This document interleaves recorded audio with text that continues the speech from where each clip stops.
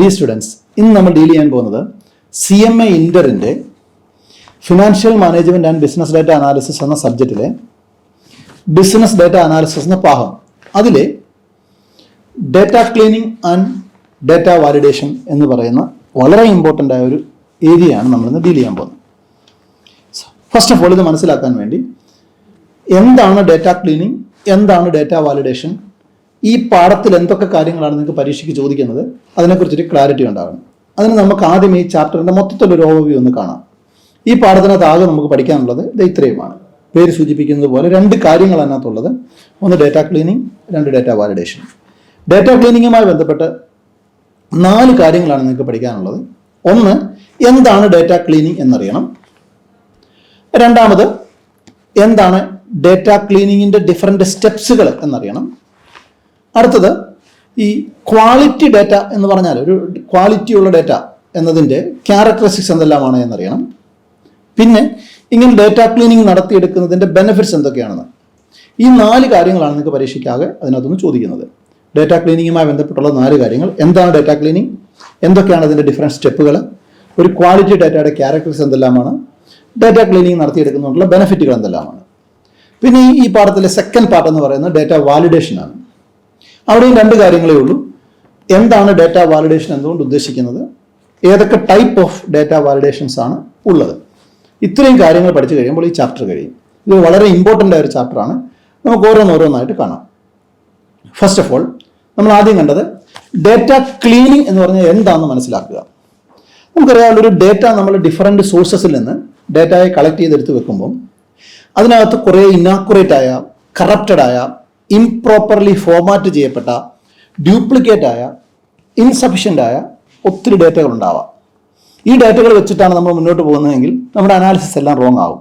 So ആദ്യം എന്താ ചെയ്യുന്നത് ചോദിച്ചു കഴിഞ്ഞാൽ, ദാറ്റ് പ്രോസസ്സ്, ഏത് പ്രോസസ്സ്, ഇതെല്ലാം കറക്റ്റ് ചെയ്യുന്ന പ്രോസസ്സ്. എന്തെല്ലാം ഞാൻ മുമ്പേ പറഞ്ഞ സാധനങ്ങളൊക്കെ എന്താ, ഇന്നാക്കുറേറ്റ് ആയ ഡാറ്റകൾ ഡിലീറ്റ് ചെയ്യണം, കറപ്റ്റഡ് ആയ ഡാറ്റ മാറ്റണം, ഇംപ്രോപ്പർലി ഫോർമാറ്റ് ചെയ്തിരിക്കുന്ന ഡാറ്റകളെ എടുത്തു മാറ്റണം, ഡ്യൂപ്ലിക്കേറ്റ് ആയ ഡാറ്റകളെയൊക്കെ ഒഴിവാക്കണം, ഇൻസഫിഷ്യൻ്റ് ആയ ഡാറ്റയ്ക്ക് വേണ്ട സൊല്യൂഷൻസ് കാണണം.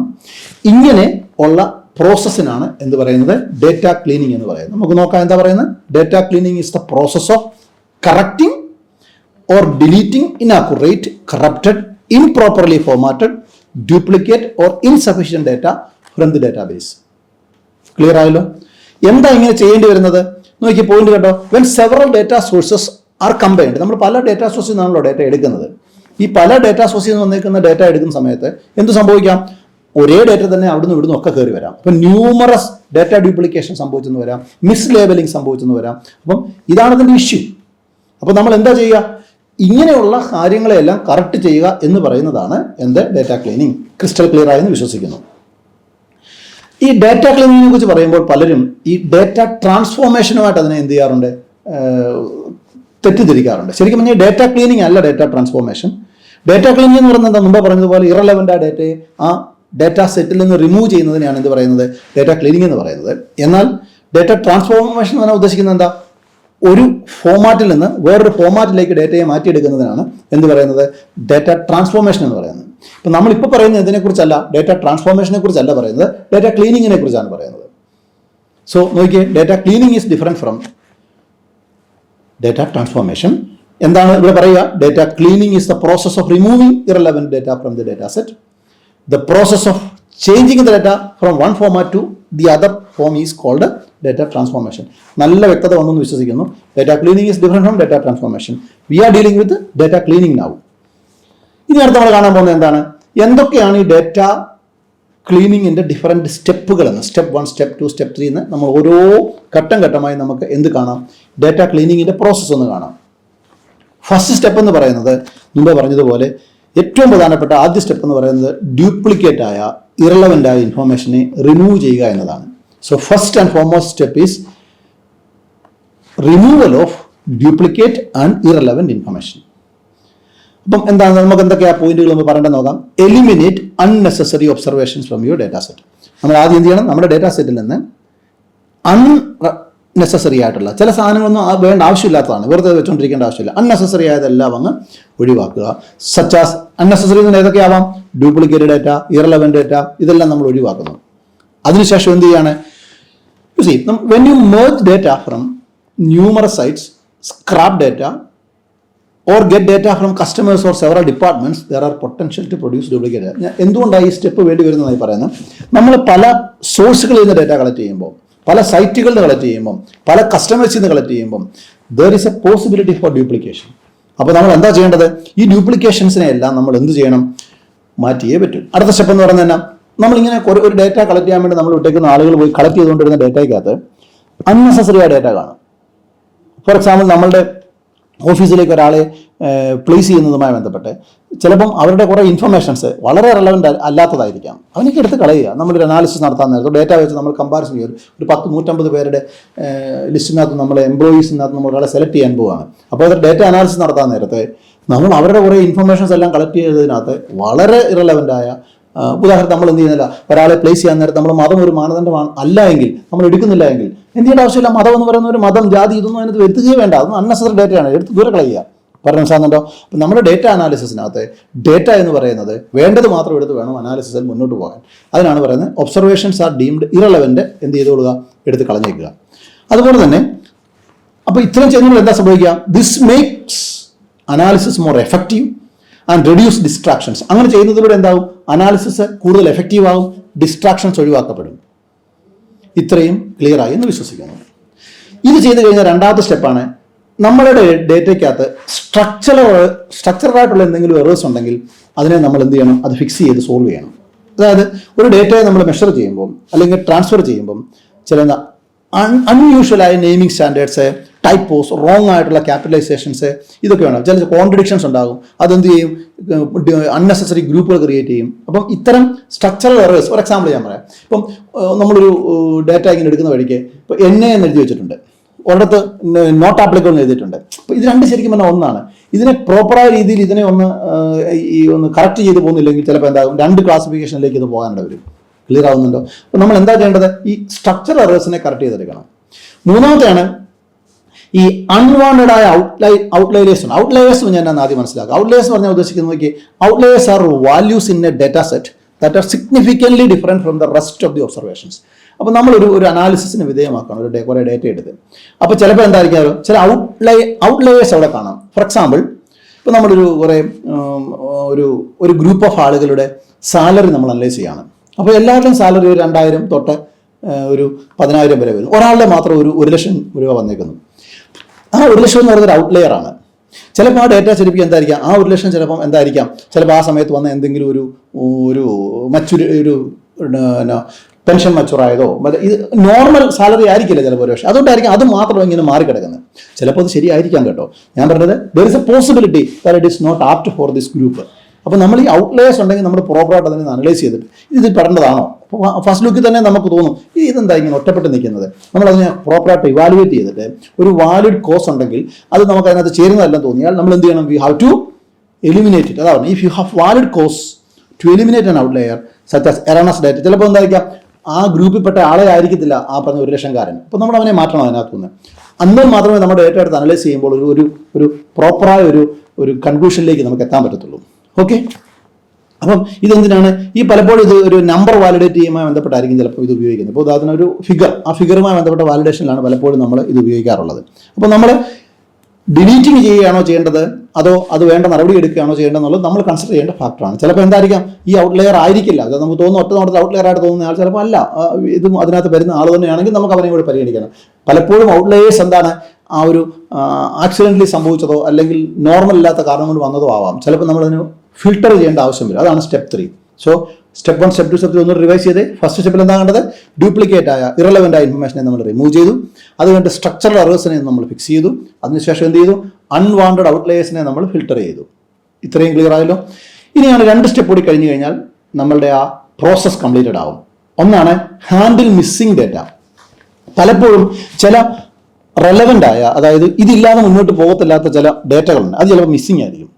അപ്പം നമുക്ക് എന്ത് ചെയ്യാൻ പറ്റില്ല? നമുക്കതിനെ ഇഗ്നോർ ചെയ്യാൻ പറ്റത്തില്ല. കാരണം ആ ഡേറ്റ ഇല്ലാതെ, ചില അൽഗോരിതങ്ങൾക്ക് ആ ഡേറ്റ ഇല്ലാതെ നമുക്ക് എന്ത് ചെയ്യാൻ പറ്റില്ല? മുന്നോട്ട് നീങ്ങത്തില്ല. അപ്പോൾ ചില കമ്പൽസറി ഫീൽഡുകളുണ്ട്, പക്ഷേ നമുക്ക് ഈ ഫീൽഡ് ഇവിടെ അവൈലബിൾ അല്ല, ആ ഡേറ്റ മിസ്സിംഗ് ആണ്. ഇതിനെ ഹാൻഡിൽ ചെയ്യേണ്ടി വരും. ശരിക്കും 2 ഓൾട്ടർനേറ്റീവ്സ് ആണ് നിങ്ങൾക്കുള്ളത്. ഒന്നെന്താണെന്ന് നോക്കി, ഒരു many algorithms do not accept missing values എന്ന് പറഞ്ഞാൽ ഒരു പ്രോസസ്സ് മുന്നേ നമുക്ക് പലപ്പോഴും പല ഫോമുകൾ ഫില്ല് ചെയ്യുമ്പോൾ കണ്ടിട്ടില്ലേ, അത് കമ്പൽസറി ഡേറ്റ ആയിട്ട് മാറും. ആ ഡേറ്റ ഇല്ലെങ്കിൽ നമുക്ക് എന്ത് ചെയ്യാൻ പറ്റില്ല, നമുക്കത് പ്രോസസ്സ് മുന്നോട്ട് പോകത്തില്ല. പക്ഷേ കളക്ട് ചെയ്തുകൊണ്ടുവന്ന ഡേറ്റയ്ക്കകത്ത് എന്തില്ല, ആ ഡേറ്റ ഇല്ല, നമ്മൾ എന്ത് ചെയ്യും? അപ്പം ഇത്തരം സാഹചര്യങ്ങൾ നമ്മുടെ മുമ്പിൽ 2 ആൾട്ടർനേറ്റീവ് ആണുള്ളത്. അത് നോക്കാം എന്തൊക്കെയാണ്. As A first alternative, the observations with missing values may be dropped. നമ്മൾ എന്താ ചെയ്യുന്നത്, മിസ്സിംഗ് വാല്യൂവിനെ നമ്മൾ എന്ത് ചെയ്യാണ്, ഉള്ള ഒബ്സർവേഷനെ അങ്ങ് മാറ്റുന്നു. ഇപ്പോൾ ഒരാളുടെ ഡേറ്റയ്ക്കകത്ത് ആ മിസ്സിംഗ്, ആ ആളെ തന്നെ എടുത്ത് കളയുന്നു. അതാണ് ഒരു ചോയ്സ് ഉള്ളത്. അല്ലാതെ അത് നമുക്ക് ആ ഡേറ്റ എൻ്റർ ചെയ്യാൻ പറ്റില്ല. കാര്യം ആ ഡേറ്റ എല്ലാം മുന്നോട്ട് പോകാൻ പറ്റത്തില്ല. പിന്നീട് ചോയ്സ് എന്നാ, ആ അയാളുടെ ഡേറ്റ എടുത്ത് കളയുക. പക്ഷെ അങ്ങനെ ചെയ്യുന്നതിലൂടെ എന്നാ പറ്റും, ഒരു ഇൻഫർമേഷൻ തന്നെ ലോസ് ആകുകയാണ്. അതൊരു പ്രോപ്പർ അല്ലാത്ത റിസൾട്ടിലേക്ക് ചിലപ്പോൾ പോയെന്ന് വരാം. പിന്നെയുള്ള സെക്കൻഡ് ഓൾട്ടർനേറ്റീവ് എന്താണ്, മിസ്സിംഗ് നമ്പേഴ്സ് നമ്മൾ എന്ത് ചെയ്യും, നമ്മളുടെ മറ്റ് ഒബ്സർവേഷനെ ബേസ് ചെയ്ത് നമ്മൾ അങ്ങ് കൊടുക്കും. പക്ഷേ അതും ശരിയായ രീതിയല്ല. കാരണം എന്താ, ഡേറ്റയുടെ ഇൻറ്റഗ്രിറ്റി തന്നെ അത് അഫക്റ്റ് ചെയ്യും. അപ്പോൾ ഈ സ്റ്റെപ്പ് 4 അത്ര സുഗമമായ ഒരു സ്റ്റെപ്പ് അല്ല. പക്ഷേ 4ാമത്തെ സ്റ്റെപ്പിൽ നമ്മൾ ഉറപ്പ് വരുത്തണം, ഏതെങ്കിലും മിസ്സിംഗ് ഡേറ്റ ഉണ്ടെങ്കിൽ അതിനെ ഹാൻഡിൽ ചെയ്യേണ്ടി വരും. ഇത്രയെല്ലാം ചെയ്ത് കഴിയുമ്പോൾ ലാസ്റ്റ് സ്റ്റെപ്പാണ് final validation and quality assurance എന്ന് പറയുന്നത്. ഈ സ്റ്റെപ്പ് നമ്മളിങ്ങനെ വാരി വലിച്ച് എഴുതുന്നതിനേക്കാൾ നല്ല ഒറ്റ സെൻറ്റൻസ് എഴുതുന്നതായിരിക്കും നല്ലത്. നിങ്ങൾ ആൻസർ എഴുതുമ്പോൾ in this step you must verify that your cleaned data is accurate. നമ്മളിപ്പോൾ എല്ലാം ചെയ്ത് ഡേറ്റ ക്ലീനിങ് നടത്തിയെടുത്തേക്കുന്ന സ്റ്റെപ്പല്ലേ, അതിൽ അടുത്ത ഘട്ടത്തിലേക്ക് കിടക്കാൻ പോകല്ലേ. അവിടെ നമ്മൾ എന്നാ ചെയ്യുന്നത്, ഈ സ്റ്റെപ്പ് വെച്ച് നമ്മൾ ഒന്ന് ഉറപ്പ് വരുത്തുകയാണ്. എന്ത് ചെയ്യുകയാണ്, യുവർ ക്ലീൻഡ് ഡേറ്റ ആക്യുറേറ്റ് ആണ്, കൺസിസ്റ്റൻ്റ് ആണ്, റെഡി ഫോർ യൂസ് ആണ് എന്ന് ഉറപ്പ് വരുത്തുന്നു. എപ്പോഴാണ് ഇത് ഉറപ്പ് വരുത്തേണ്ടത്, ബിഫോർ അനാലിസിസ് ആൻഡ് റിപ്പോർട്ടിങ്. നമ്മൾ ഈ ഡേർട്ടി ഡേറ്റ വെച്ച് നമ്മുടെ താഴെ പറഞ്ഞതാണ് ഫോൾസ് അസംഷൻസ് ഒക്കെ എടുത്ത് നമ്മൾ ഇനാക്യുറേറ്റ് ആ ഡേർട്ടി ഡേറ്റ വെച്ച് നമ്മൾ എന്ത് ചെയ്യുക, ഒരു സ്ട്രാറ്റജീസ് ഫോം ചെയ്താൽ എന്നാ പറ്റും, കമ്പനിയുടെ സ്ട്രാറ്റജി തന്നെ തെറ്റിപ്പോവും. ഇനിയല്ല, നമ്മൾ ഒരു പ്രസൻറ്റേഷൻ നടത്തുകയാണ്. നമ്മൾ ഈ ഡേറ്റ വെച്ച് നമ്മൾ പ്രസൻറ്റ് ചെയ്യുമ്പോഴത്തേക്ക് ഒരു റോങ് പ്രസൻറ്റേഷൻ റിപ്പോർട്ടിംഗ് നടത്തുക, റോങ് ആയ കൺക്ലൂഷനിലേക്ക് പോകും. നമ്മൾ അവിടെ വെച്ച് നമ്മൾ എന്ത് ചെയ്യപ്പെടും, നമ്മൾ പുറകോട്ടടിക്കപ്പെടും, നമ്മളെ ശരിയല്ല എന്നൊരു നിഗമനത്തിലേക്ക് എത്തും. അതുകൊണ്ട് ഒരു കാരണവശാലും നമ്മൾ എന്ത് ചെയ്യട്ടെ, ഈ പ്രോസസ്സ് കഴിഞ്ഞിട്ട് നമ്മൾ അടുത്ത അനാലിസിസ് അല്ലെങ്കിൽ റിപ്പോർട്ടിംഗിലേക്ക് കിടക്കാവും. എന്താണ് ആ പ്രോസസ്സ് എന്ന് പറയുന്നത്, വാലിഡേഷൻ ആൻഡ് ക്വാളിറ്റി അഷ്വറൻസ്. ഇത്രയും ക്ലിയർ ആയി എന്ന് വിശ്വസിക്കുന്നു. അങ്ങനെ നമ്മളിപ്പോൾ 2 കാര്യങ്ങളാണ് പഠിച്ചു കഴിഞ്ഞത്. ഒന്ന്, എന്താണ് ഡേറ്റ ക്ലീനിങ് എന്ന് കണ്ടു, എന്തൊക്കെയാണ് ഡേറ്റ ക്ലീനിങ്ങിൻ്റെ ഡിഫറൻറ്റ് സ്റ്റെപ്പുകൾ എന്ന് പറഞ്ഞു. ഇത് രണ്ടും വളരെ ഇമ്പോർട്ടൻ്റ് ആയ ക്വസ്റ്റൻ ആണ് എക്സാം പോയിന്റ് ഓഫ് വ്യൂവിൽ. അടുത്ത് നമ്മൾ കാണുന്നത് ഈ ഒരു ക്വാളിറ്റി ഡേറ്റ, നമ്മുടെ ഡേറ്റ ക്വാളിറ്റി ഉള്ളതായിരിക്കണം എന്ന് പറയുന്നു. അപ്പോൾ പക്ഷേ ഒരു പ്രശ്നം, എന്താണ് ഈ ക്വാളിറ്റി ഡേറ്റയുടെ പ്രത്യേകതകൾ? 4 കാര്യങ്ങൾ ഓക്കെ ആകുമ്പോഴാണ് അത് ക്വാളിറ്റി ഡേറ്റ എന്ന് പറയുന്നത്. ഒന്നത് വാലിഡ് ആയിരിക്കണം, 2 ആക്യുറേറ്റ് ആയിരിക്കണം, അത് കംപ്ലീറ്റ് ആയിരിക്കണം, കൺസിസ്റ്റൻ്റ് ആയിരിക്കണം. 4 പോയിന്റ്, വളരെ സിമ്പിൾ. ഏതൊക്കെയാണ് 4 പോയിന്റ്? വാലിഡ് ആയിരിക്കണം, validity, accuracy, completeness and consistency. Okay. അപ്പം ഡേറ്റ ക്ലീനിങ്ങുമായി ബന്ധപ്പെട്ടുള്ള നമ്മുടെ ലാസ്റ്റ് സ്റ്റെപ്പ് എന്ന് പറയുന്നത് എന്തൊക്കെയാണ് ഈ ഡേറ്റ ക്ലീനിങ്ങിൻ്റെ ബെനിഫിറ്റ്സ് എന്നറിയുക എന്നുള്ളതാണ്. ശരിക്കും പറഞ്ഞാൽ 5 ഡിഫറെൻറ്റ് ബെനിഫിറ്റ്സ് ആണുള്ളത്. ഒന്നെന്ന് പറയുന്നത്, നമുക്ക് എന്ത് ചെയ്യാൻ പറ്റുന്നു, ന്യൂമറസ് ഡേറ്റ സോഴ്സസ് അവൈലബിൾ ആകുമ്പം ഈ പ്രോസസ്സിലൂടെ കടന്നു പോകുന്നതിലൂടെ എറർ കറക്ഷൻ സാധ്യമാകുന്നു എന്നതാണ് ഒന്നാമത്തെ ബെനിഫിറ്റ്. ഒന്നാമത്തെ ബെനിഫിറ്റ് എന്നാ, error correction when numerous data sources are involve. രണ്ടാമത്തത്, ഈ നമ്മൾ ഫ്യൂവർ മിസ്റ്റേക്സിലാണ് നമ്മുടെ ഔട്ട്പുട്ടിനകത്ത് ഫ്യൂവർ മിസ്റ്റേക്സ് ആണെങ്കിൽ ഇതെന്ത് ചെയ്യും, കസ്റ്റമേഴ്സിനെ ഹാപ്പിയർ ആക്കും, ഇറിറ്റേറ്റഡ് വർക്കേഴ്സിൻ്റെ അളവ് കുറയ്ക്കും. നമ്മളൊരു ഡേറ്റ കൊടുക്കുമായിരുന്നു ഒരു മിസ്റ്റേക്സ് ആണെങ്കിൽ എന്താ സംഭവിക്കുക, നമ്മുടെ കസ്റ്റമേഴ്സ് എന്താവും, അൺഹാപ്പി ആവും. അപ്പം നമ്മൾ ഈ ഡേറ്റ ക്ലീനിങ് ഒക്കെ ചെയ്ത് മുന്നോട്ട് ഡേറ്റ പോവുകയാണെങ്കിലുള്ള ഗുണം എന്താണ്, കസ്റ്റമേഴ്സിനെ നമുക്ക് ഹാപ്പി ആക്കാൻ പറ്റുന്നു എന്നതാണ് രണ്ടാമത്തെ കാര്യം. ഇനി അടുത്ത പറയുന്നത്, capability to map the many functions and planned uses of your data. നമുക്ക് നമ്മുടെ ഡേറ്റ ഉപയോഗിച്ച് പല ഫങ്ഷൻസ് നിർവഹിക്കാനും നമ്മുടെ പ്ലാൻഡ് യൂസസിനൊക്കെ അത് കേപ്പബിൾ ആകുന്നത് ഇങ്ങനെ കറക്റ്റ് ചെയ്തെടുത്ത ക്ലീൻഡ് ആയ ഡേറ്റ കൊണ്ടാണ് സാധിക്കുന്നത്. ഒരു അൺക്ലീൻഡ് ഡേറ്റ ഇങ്ങനെ എളുപ്പം നമുക്ക് എന്ത് ചെയ്യാൻ പറ്റില്ല, ഈ നമ്മുടെ പർപ്പസിന് ഫങ്ഷൻസിന് ഉപയോഗിക്കാൻ പറ്റാതായി പോകും. അത് സാധിക്കുന്നു എന്നതാണ് മൂന്നാമത്തെ ബെനിഫിറ്റ്. കഴിഞ്ഞാൽ അടുത്ത് പറയുന്നതിനാണ് monitoring mistakes and improving reports to determine where errors are originating and can make easier to repair inaccurate or damage data in future applications. നമ്മൾ ഇങ്ങനെ ചെയ്യുന്നതിലൂടെ എവിടെയൊക്കെയാണ് നമ്മൾ മിസ്റ്റേക്സ് വരുത്തിയെന്ന് ഐഡന്റിഫൈ ചെയ്യാനും ഇനി ഫ്യൂച്ചറിൽ ഇത്തരം ഡാമേജ് ഡേറ്റ ഒഴിവാക്കാനും നമുക്ക് പറ്റും. ഇനി എന്താ ഏറ്റവും ലാസ്റ്റ് പറയുന്നത് എന്താ, using data cleaning will result in more effective corporate procedures and speedier decision making. Data ക്ലീനിങ്ങിലൂടെ നമുക്ക് കോർപ്പറേറ്റ് പ്രൊസീജിയേഴ്സ് എഫക്റ്റീവായിട്ട് നടത്താനും സ്പീഡിയറായ ഡിസിഷൻ മേക്കിംഗ്, നല്ല എളുപ്പത്തിൽ ഡിസിഷൻ മേക്കിംഗ് ചെയ്യാനും നമുക്ക് സാധിക്കുന്നു എന്നതാണ് അടുത്ത ബെനിഫിറ്റ്. ഇത്രയുമാണ് ബെനിഫിറ്റ്സ് ഓഫ് ഡേറ്റ ക്ലീനിങ്. ഒരു കാര്യം കൂടെ പഠിച്ചു കഴിഞ്ഞാൽ നമ്മുടെ ഈ പാഠം കഴിയും. അത് ഡേറ്റ വാലിഡേഷൻ എന്ന് പറഞ്ഞ കൺസെപ്റ്റാണ്. ഡേറ്റ വാലിഡേഷൻ എന്ന് പറയുന്ന ഏരിയയിൽ നിങ്ങൾക്ക് ചോദിക്കുന്ന 2 ചോദ്യങ്ങളേ ഉള്ളൂ. എന്താണ് ഡേറ്റ വാലിഡേഷൻ, എന്തൊക്കെയാണ് അതിനുള്ള ഡിഫറെൻറ്റ് ടൈപ്സ്, ഏതൊക്കെ ടൈപ്പ് ഡേറ്റ വാലിഡേഷനാണ് ഉള്ളത്. നമുക്ക് നോക്കാം ഡേറ്റ വാലിഡേഷൻ എന്താണെന്ന് ചോദിച്ചു കഴിഞ്ഞാൽ 4 പോയിന്റ് പറഞ്ഞാൽ മതി. ഒന്ന്, ഡേറ്റ വാലിഡേഷൻ എന്ന് പറയുന്നത് ഒരു ക്രൂഷ്യൽ കമ്പോണന്റ് ആണ് ഏത് ഡേറ്റ മാനേജ്മെന്റ് പ്രോസസ്സിലും എന്നത്. അതാണ് ഒന്ന് first point. Data validation is a crucial component of any data management process, whether it is to be collecting information or evaluating data or preparing to deliver data for stakeholders. Data collection ആയിക്കോട്ടെ, evaluation ആയിക്കോട്ടെ, data delivery ചെയ്യുന്നതിന് വേണ്ടിയുള്ള preparation ആയിക്കോട്ടെ, എവിടെയും data validation എന്ന് പറയുന്നത് ഒരു crucial component ആണ് എന്ന് പറയുന്നതാണ് ഫസ്റ്റ് പോയിന്റ്. ക്ലിയർ ആയോ? അപ്പം ഇനിഷ്യൽ ഡേറ്റ വാലിഡ് അല്ല എങ്കിൽ ഔട്ട്കം മൊത്തം എന്തായി പോകും? ഇൻവാലിഡ് ആയി പോകും. അതുകൊണ്ട് ഡേറ്റ വാലിഡേഷൻ നടത്തുക എന്ന് പറയുന്നത് ഇമ്പോർട്ടൻ്റ് ആണ്. അതാണ് ഫസ്റ്റ് പോയിന്റ് ആയിട്ട് നമ്മൾ പ്രസന്റ് ചെയ്യുന്നത്. ഫസ്റ്റ് പോയിന്റിന് രണ്ട് പാർട്ടുണ്ട്. ഒന്ന് ഡേറ്റ വാലിഡേഷൻ ഇമ്പോർട്ടൻ്റ് ആണെന്ന് പറഞ്ഞു വെക്കുക. അതിനുശേഷം പറയുക ഇനിഷ്യൽ ഡേറ്റ റോങ് ആണെങ്കിൽ അല്ലെങ്കിൽ ഇൻവാലിഡ് ആണെങ്കിൽ മൊത്തം ഔട്ട്പുട്ടേ വാലിഡ് അല്ലാതായി പോകും. അതുകൊണ്ട് നിർബന്ധമായി ആദ്യമേ ചെക്ക് ചെയ്യണം എന്ന പോയിന്റ് പറഞ്ഞു വെച്ചു. First point which comprises of 2 parts. Clear ആയി എന്ന് വിശ്വസിച്ചോട്ടെ. ഓക്കെ, സെക്കൻഡ് പോയിന്റ് എന്ന് പറയുന്നത് ഡേറ്റ വാലിഡേഷൻ വളരെ എസെൻഷ്യൽ ആയ സ്റ്റേജ് ആണെന്ന് പറഞ്ഞാലും പലപ്പോഴും ആളുകൾ എന്ത് ചെയ്യാറുണ്ട്? അത് അൺനെസസറി സ്റ്റെപ്പാണ് എന്ന് പറഞ്ഞ് ഇഗ്നോർ ചെയ്യാറുണ്ട് എന്നൊരു പോയിന്റ് പറഞ്ഞു വെക്കുന്നത് നല്ലതാണ്. പറഞ്ഞില്ലെങ്കിലും കുഴപ്പമില്ല. സെക്കൻഡ് പോയിന്റാണ് നിങ്ങൾ എഴുതി വെക്കേണ്ടത്. ഓൾദോ ഡേറ്റ വാലിഡേഷൻ ഒരു എസെൻഷ്യൽ സ്റ്റേജ് ആണെന്ന് പറഞ്ഞാലും പലരും എന്ത് ചെയ്യുന്നു? ഇതിനെ ഇഗ്നോർ ചെയ്യുന്നു. എന്തുകൊണ്ടാണ്? ഇതൊരു അൺനെസസറി സ്റ്റെപ്പാണെന്ന് വിചാരിച്ച് അത് നമ്മളുടെ എൻ്റയർ വർക്കിനെ സ്ലോ ഡൗൺ ചെയ്യുന്നു എന്ന് പറഞ്ഞുകൊണ്ട് ആളുകൾ അത് ചെയ്യാറുണ്ട്, അത് വേണ്ട എന്ന് വെക്കാറുണ്ട് എന്ന് പറയുന്നത് നല്ലതാണ്, ഒരു പോയിന്റായിട്ട്. അതാണ് സെക്കൻഡ് പോയിന്റ്. അടുത്ത പോയിന്റ് വളരെ ഇമ്പോർട്ടൻ്റ് ആണ്. വിതൗട്ട് ഡേറ്റ വാലിഡേഷൻ ഇല്ലെങ്കിൽ ഒരു കുഴപ്പം എന്താണ്? ഒരാൾ one may run into danger of basing judgements of faulty data. That is not indicative of the current situation. ഇപ്പോൾ യഥാർത്ഥ സിറ്റുവേഷൻ അല്ലാത്ത ഒരു ഡേറ്റ എടുത്ത് അനലൈസ് ചെയ്യുന്നത് പോലെ ആയിപ്പോൾ അപ്പോൾ റോങ് ആയ ഒരു കൺക്ലൂഷനിലേക്ക് എത്തുന്നു ഡേറ്റ വാലിഡേഷൻ. ഇതൊരു ഇമ്പോർട്ടൻറ്റ് പോയിന്റ് ആണ്. അതായത് ഡേറ്റ വാലിഡേഷൻ ഇല്ലെങ്കിൽ നിങ്ങൾ എന്ത് ചെയ്യും? റോങ് കൺക്ലൂഷൻസിലേക്ക് പോകാൻ ഇടവരുമെന്നത്. അടുത്ത പോയിന്റ് പറയേണ്ടത് it's not appropriately constructed or developed, one may encounter problems while attempting the use in various programs and software. നമ്മൾ ഡേറ്റ വാലിഡേറ്റ് ചെയ്യാതെ ഉപയോഗിച്ച് കഴിഞ്ഞാൽ എന്നാ സംഭവിക്കുന്നത്? Encounter problems while attempting to use data files in various programs and softwares. നമ്മുടെ various പ്രോഗ്രാംസിലും സോഫ്റ്റ്വെയർസിലും ഇത് ഉപയോഗിക്കുമ്പോൾ പ്രോബ്ലങ്ങൾ എറൈസ് ചെയ്യാനിട വരും. ഈ 4 പോയിന്റ് എന്ന് പറഞ്ഞാൽ മതി. അതിൽ ഏറ്റവും നിർണായക പോയിന്റ് ഇതാണ്. ആദ്യം പറഞ്ഞ പോയിന്റും രണ്ടാമത്തെ പോയിന്റും, അതായത് ഒന്നാമത്തെ പോയിന്റും മൂന്നാമത്തെ പോയിന്റും മാത്രം പറഞ്ഞാലും ഒരു പെർഫെക്റ്റ് ആയ റീസണബിൾ ആയ ആൻസർ ആകും. ഈ 4 പോയിന്റും പറയുന്നതാണ് നല്ലത്. ഇതാണ് ഡേറ്റ വാലിഡേഷൻ എന്താണെന്ന് ചോദിച്ചാൽ നിങ്ങൾ പ്രസന്റ് ചെയ്യുന്ന വിധം. ഇത് വളരെ ഇമ്പോർട്ടൻ്റ് ഒന്നുമല്ല, പക്ഷെ അടുത്ത പോയിന്റ് വളരെ ഇമ്പോർട്ടൻ്റ് ആണ്. എന്തൊക്കെയാണ് ടൈപ്സ് ഓഫ് ഡേറ്റ വാലിഡേഷൻ, ഏതൊക്കെ ടൈപ്പ് ഡേറ്റ വാലിഡേഷൻ ആണുള്ളത്, ഇത് വളരെ ഇമ്പോർട്ടൻ്റ് ആണ്. ഒന്നാമത്തെ ടൈപ്പാണ് ഡേറ്റ ടൈപ്പ് ചെക്ക്. അതായത് നമ്മൾ ഒരു ഡേറ്റയെ അനലൈസ് ചെയ്യുന്ന സമയത്ത് അപ്രോപ്രിയേറ്റ് ഡേറ്റ ടൈപ്പ് ആണോ എന്ന് ഉറപ്പുവരുത്തണം. നോക്കിയേ, A data type check verifies. Data type check എന്ന് പറഞ്ഞാൽ ഉദ്ദേശിക്കുന്നതിനാണ് നമ്മൾ നടത്തുന്ന വെരിഫിക്കേഷൻ എന്താണെന്ന് നോക്കിക്കേ. That entered data has the appropriate data type. ഒരു എക്സാമ്പിൾ പറഞ്ഞു കഴിഞ്ഞാൽ നമ്മൾ പറയുകയാണ് ഒരു ഫോൺ നമ്പർ. ആ ഫോൺ നമ്പറിനകത്ത് എന്താണ്? ന്യൂമറിക് വാല്യൂ മാത്രമേ വരാവുള്ളൂ. പക്ഷെ നമ്മൾ എന്ത് ചെയ്യുന്നത്? എൻ്റർ ചെയ്യുന്നത് എന്താണ്? ABCD എൻ്റർ ചെയ്യുന്നു. അപ്പോഴേ എന്താണ്? ആ ഡേറ്റ ടൈപ്പ് റോങ് ആണ്. അപ്പോൾ നമുക്ക് അങ്ങനെ ഒരു ചെക്കിംഗ് നടത്തുമ്പോൾ അൺനെസസറി ആയിട്ടുള്ള റോങ് ആയ സാധനം അങ്ങോട്ട് കയറി വരത്തില്ല. സോ ഒന്നാമത്തെ എന്താണ്? ഡേറ്റ ടൈപ്പ് ചെക്ക് ചെയ്യുക. നല്ല എക്സാമ്പിളാണ് ഞാൻ പറഞ്ഞത്. ഒരു ഫോൺ നമ്പറിൽ എന്ത് ഡേറ്റയെ വരാവൂ? ന്യൂമറിക് ഡേറ്റയെ വരാവുള്ളൂ. അതിലേക്ക് അപ്പോൾ എന്താണ്? ആൽഫബറ്റ്സ് വന്നു കഴിയുമ്പോൾ നമുക്ക് മനസ്സിലാവും യെസ് ഇറ്റ് ഈസ് റോങ്. പറഞ്ഞ് മനസ്സിലായോ? ഈ ചെക്കിങ്ങിനാണ് എന്ത് പറയുന്നത്? Data type check. രണ്ടാമത്തെയാണ് കോഡ് ചെക്ക്. കോഡ് ചെക്ക് എന്നാണ് ഉദ്ദേശിക്കുന്നത്? നമ്മൾ എന്ത് ചെയ്യാണ്? ഈ ഒരു പർട്ടിക്കുലർ ഉദാഹരണത്തിന് പറയാ പിൻ നമ്പർ. അപ്പോൾ ഒരു സ്പെസിഫിക് ലെഗിറ്റിമേറ്റ് ആയ സെറ്റ് ഓഫ് ഓപ്ഷനിൽ നിന്ന് മാത്രം എടുക്കുന്നത് മാത്രം അക്സെപ്റ്റ് ചെയ്യുക. അപ്പോൾ റോങ് ആയ ഒരു പിൻ നമ്പർ ചുമ്മാ ഒരു ഡിജിറ്റ് അടിച്ചു വെച്ച് കഴിഞ്ഞാൽ അങ്ങനെ ഒരു പിന്നേ ഇല്ല എന്ന് പറഞ്ഞ് നമുക്കത് റിജക്ട് ചെയ്യാൻ പറ്റും. അതാണ് കോഡ് ചെക്ക്. അടുത്താണ് റേഞ്ച് ചെക്ക്. നമ്മൾ എന്ത് ചെയ്യാണ്? ഒരു ഇൻപുട്ട് ഡേറ്റയ്ക്ക് നമ്മൾ റേഞ്ച് ഫിക്സ് ചെയ്യുന്നു. ഇത്ര തൊട്ട് ഇത്ര വരെ ആയിരിക്കും വരുന്നത് എന്ന് പറയുന്നു. അപ്പോൾ അത് അങ്ങനെ അല്ലാതൊരു റേഞ്ച് അങ്ങോട്ട് ഡേറ്റ കൊണ്ടുവരുമ്പോൾ മനസ്സിലായത് തെറ്റാണ്.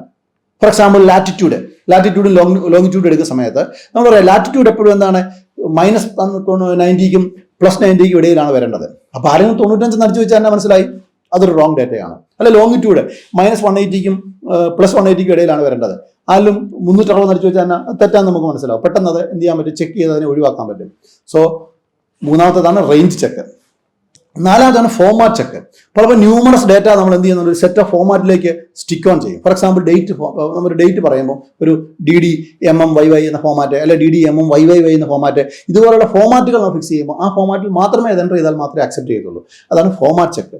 അടുത്താണ് കൺസിസ്റ്റൻസി ചെക്ക് എന്ന് പറയും. ചെക്ക് എന്ന് പറഞ്ഞാൽ നമ്മൾ ഉദാഹരണത്തിന് ലോജിക്കൽ ചെക്കിംഗ് ഒക്കെ നടത്തത്തില്ലേ? സിമ്പിളായിട്ട് പറഞ്ഞു കഴിഞ്ഞാൽ ഒരു ഷിപ്മെന്റുമായി ബന്ധപ്പെട്ട പാക്കേജ് ചെയ്ത് കഴിഞ്ഞിട്ടേ നമുക്കത് ഷിപ്മെന്റ് നടത്താൻ പറ്റത്തുള്ളൂ. ഇപ്പോൾ പാക്കേജിന്റെ ഡേറ്റും ഡെലിവറിയുടെ ഡേറ്റും രണ്ടും നമ്മൾ കമ്പയർ ചെയ്യുന്ന സമയത്ത് ഒരു ലോജിക്കൽ ഓർഡർ നമ്മളൊന്ന് ചെക്ക് ചെയ്യാം. എങ്ങനെയാണ്? ഫോർ എക്സാമ്പിൾ, പാക്കേജ് ഡേറ്റ് 1/8/2026 നടക്കുന്നു. Okay, package date. പക്ഷേ ഡെലിവറി ഡേറ്റ് കിടക്കുകയാണ് 1/7/2000. അത് പാക്കേജിന് മുമ്പേ ഡെലിവറി ചെയ്യുന്നത്. അതെങ്ങനെ സാധിക്കും? പാക്കേജ് കഴിഞ്ഞിട്ടല്ലേ എന്ന് പറയുന്നത് ഡെലിവറി സാധ്യമാകത്തുള്ളൂ. അപ്പോൾ പാക്കേജ് ഡേറ്റിന് ശേഷം വേണം ഡെലിവറി ഡേറ്റ് വരാനെന്നുള്ള ഒരു കൺസിസ്റ്റൻസി ചെക്ക് ചെയ്യപ്പെടുകയാണ്. അപ്പോൾ അത് റോങ് ആയിട്ട് എൻ്റർ ചെയ്യുമ്പോൾ അത് അവിടെ ഒന്ന് തെറ്റ് പറ്റിയിട്ട് മനസ്സിലാകാൻ പറ്റും. അതാണ് എന്തെന്ന് പറയുന്നത് കൺസിസ്റ്റൻസി ചെക്ക്. അടുത്താണ് യുണീക്നെസ് ചെക്ക്. അതെന്ന് പറയുന്നത് ഇപ്പോൾ പാൻ നമ്പർ പോലെയുള്ള സാധനങ്ങളൊക്കെ എന്താണ് യൂണിക്കാണ്. Email ID, PAN number, ഒരാൾ ഒരു പാൻ നമ്പർ അടിച്ചു, കുറച്ച് കഴിയുമ്പോൾ വേറൊരാൾ അതേ പാൻ നമ്പർ വരുന്നു. അപ്പോൾ ഈ യുണീക്നെസ് ചെക്ക് ചെയ്തുകൊണ്ട് നമുക്ക് എന്ത് ചെയ്യാൻ പറ്റും? ഈ പറയുന്നത് ഡേറ്റാബേസ് വാലിഡേറ്റ് ചെയ്യാൻ പറ്റും. അപ്പം ഇത്രയുമാണ് എന്തെന്ന് പറയുന്നത് types of data validation. So നമ്മൾ മനോഹരമായിട്ട് എന്ത് പൂർത്തിയാക്കി? Data cleaning and data validation എന്ന ചാപ്റ്റർ കംപ്ലീറ്റ് ആക്കിയിരിക്കുകയാണ്. നന്നായി പ്രിപ്പയർ ചെയ്യുക. പരീക്ഷയ്ക്ക് വരാൻ സാധ്യതയുള്ള ക്വസ്റ്റ്യൻസ് ആണ് ഇതിനകത്തുള്ളത്. നന്നായി പ്രിപ്പയർ ചെയ്യുക. All the best. Bishwas, the best coaching by chartered accountants for CA and CMA. Excellent research including all India ranks. Bishwas, the best option for CA and CMA.